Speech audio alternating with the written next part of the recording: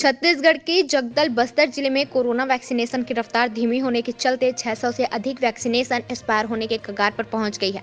Corona के नए variant को लेकर केंद्र सरकार के गाइडलाइन जारी है।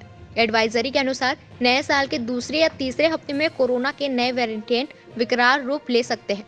वहीं बस्तर जिले में स्वास्थ्य विभाग कोरोना से लड़ने की तैयारियां पूरी कर लेने का दावा कर रहा है। स्वास्थ्य विभाग के अधिकारियों के अनुसार जिले में कोरोना वैक्सीन की पहली व दूसरी डोज 100% लगा लेने का दावा किया है। हालांकि बूस्टर डोज में लगवाने की गति जिले में बेहद कम है।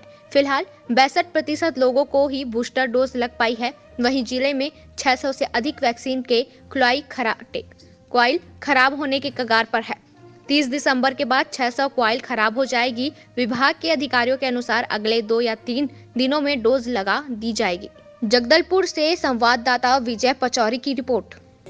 वैक्सीनेशन की स्थिति अभी तक जितने भी बस्तर जिले में वैक्सीनेशन हुआ है उसमें फर्स्ट डोज सेकंड डोज 100% है और प्रिकॉशन डोज जिसको हम बूस्टर डोज कहते हैं वो लगभग 62% कवरेज है। साथ में स्कूली बच्चों का भी कवरेज 70% से ऊपर है। और जहाँ तक अभी जो वैक्सीनेशन डोज बची है हमारे यहाँ आज के डे में केवल 630 डोज को वैक्सीन का बचा है और ये डोज हम लोग 30 तारीख लास्ट डेट है, एक्सपायरी डेट है, तो हम लोग 2-3 दिन में इसको पूर्णतः हम लोग यूटिलाइज कर लेंगे और ऐसे ही हमारे ज़िले में एक्सपायरी नहीं होगा।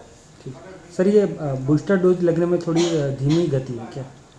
ये शुरू से ही है। लोगों ने यहाँ तक कर लिया था कि कोरोना नहीं है, मतलब ऐसी सोच बना लिए थे। तो फिर भी हमारे पास जो स्टॉक है वो लोग उसको हम लोग उपयोग कर लेंगे। ठीक है।